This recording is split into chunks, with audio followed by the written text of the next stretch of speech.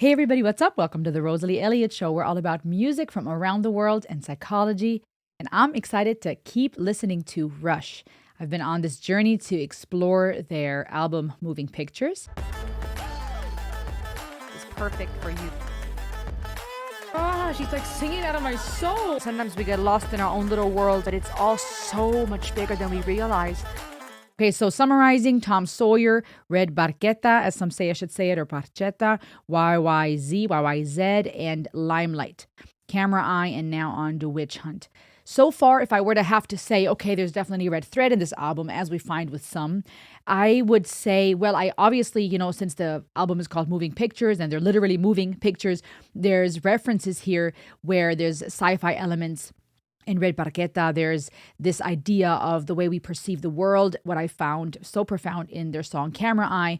And somehow I feel like that works with this idea of moving pictures, both in cinema and film, moving pictures, as well as literally moving pictures, art, as well as you said in the comments, so interestingly, the bystanders that are watching them moving those pictures. There's a lot of commotion, painting pictures with their songs. They've been taking us on these stories, the way you would find when we're watching pictures, when we're looking at pictures, when we're watching a film. What do you think of Rush? What do they mean to you? When was the first time you listened to them? What's your favorite song? Talk to me in the comments. Make sure to hit that subscribe button for more. And here we go.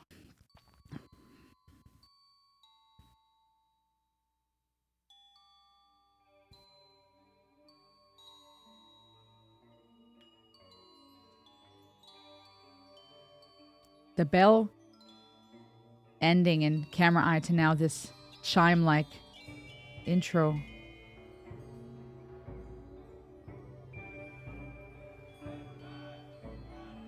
I'm going to start over. Okay, listen, guys. As I'm listening to Rush more and more, I'm starting to notice that they have a signature sound.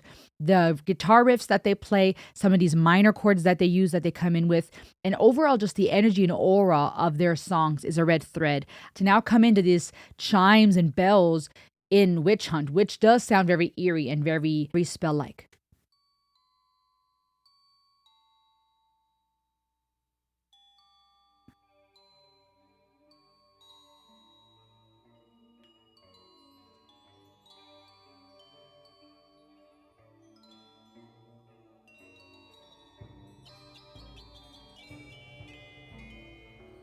So eerie.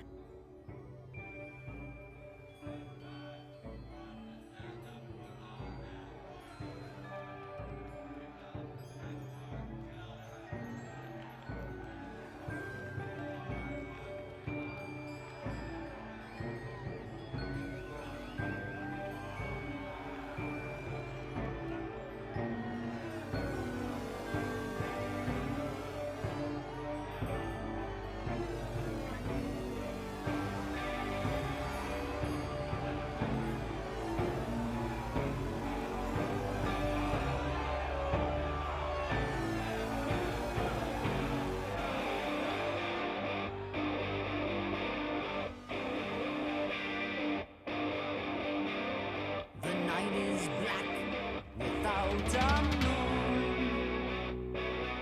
The air is thick and still. The vigilantes gather on the lonely torch-lit hill.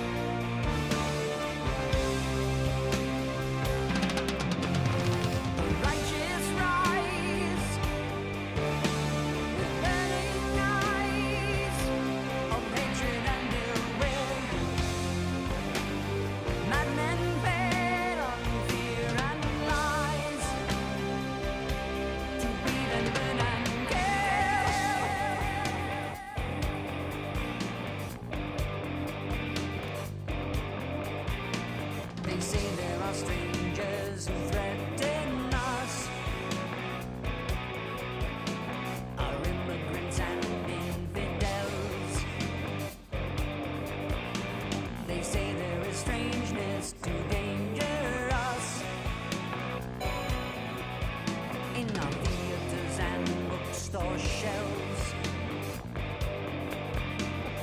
Those who know what's best for us must rise and save us from ourselves.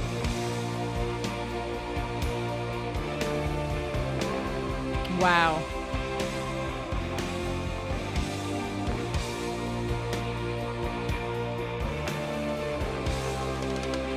I hate to stop it right here, but the boom, beautiful, beautiful drum elements.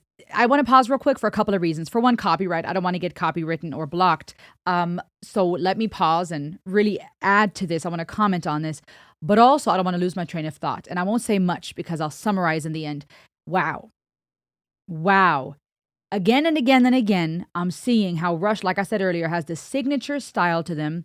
Very diverse, so many elements, even just the musical composition alone. And I can only imagine some of you listening to this for the first time, getting the album, sitting down, just embracing this and experiencing it.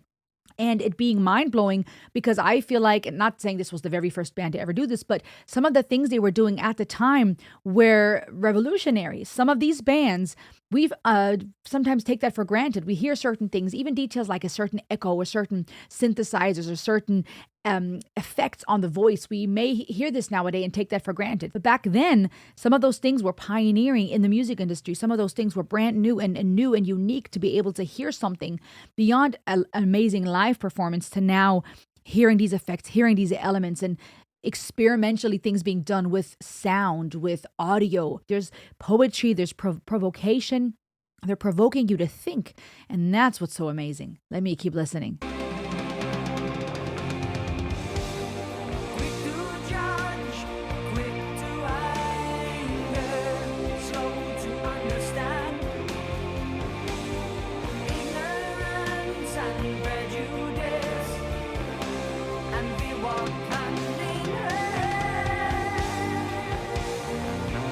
The echo.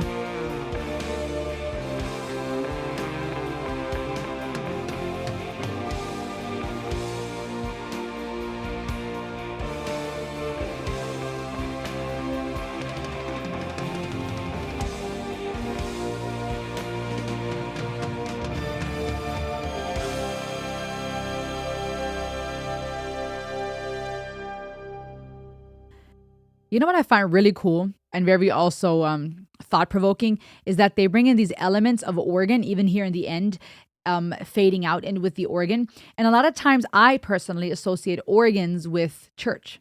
And in the lyrics, he sings of the righteous rising up with a bunch of hate and anger in their heart, or those who think they know what's best for us. They need to arise and take charge or something like that. Really, to me, obviously, the title saying Witch Hunt, to me, this is a song that reflects on what was done during witch hunts, right? Where innocent people were ultimately burned at the stake and accused for all kinds of heinous crimes, where people rallied together. Even in the beginning, you hear these men or this group of people chanting, "Kill her," or something like that, I believe I heard.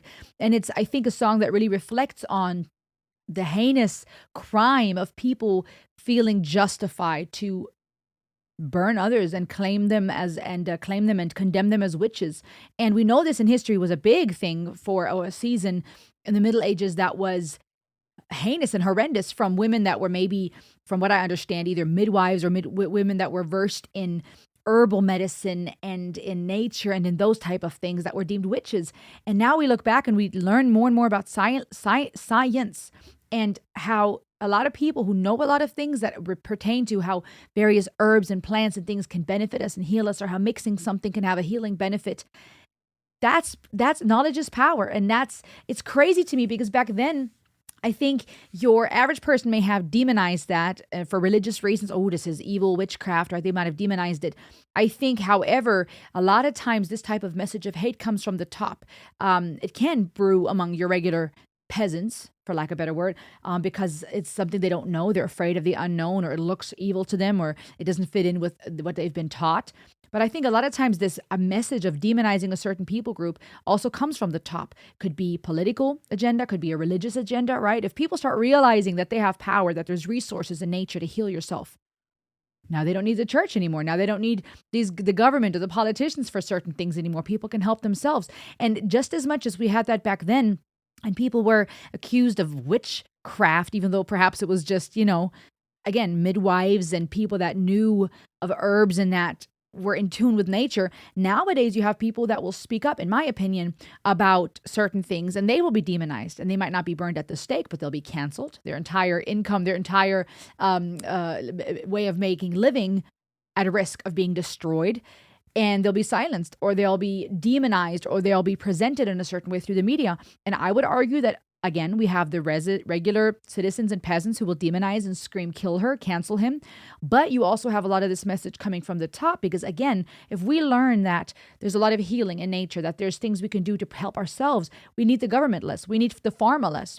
Right? And the irony is that a lot of the things that are being put into foods, at least here in the West, especially in America, are making people sick, and now in turn they need the medicine. I hope I don't get canceled for saying this, right? But you see what I mean? We have this fear of being canceled and of the word police, where you have people that will demonize either what they don't know, what is different than them, or they will want to silence for a specific purpose. But this whole idea of a witch hunt, to me, is not just relevant of back then, the actual witch hunts, but even today, the cancel culture, this idea of the righteous standing up and thinking they know, and, oh, they know better. You must know better what's better for me. So you need to stand up and, take charge. Instead of us realizing, no, we have the power. We know something. I can trust my intuition. I can educate myself. I can help myself. I like this song because it not only talks about a very important historical event, if you will, but a concept that we still find today of people that will claim in the name of righteousness, they are, however, spewing hate, and they think they know better, and they take charge, and it's still very much relevant today, not just a little history lesson or a song that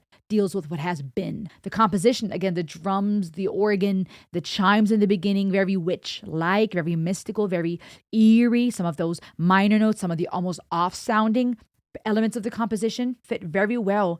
And then again, those pioneering audio effects, things like the synthesizer elements, the echo, that also adds not only eeriness, but just showcases how, what is the word, pioneering and leading Rush is, or was, and still is in the industry with their signature sound.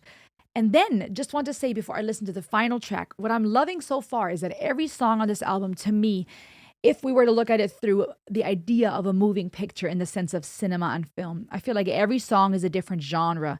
Now, there's a beautiful red thread. You can continually hear this is Rush. They have their signature style, but you still see unique elements in each song. Every song is different, which also shows their talent, their ability. It's not just a copy and paste. Makes also for a nicer listening experience. But I feel like every song is, in a way, almost like a movie.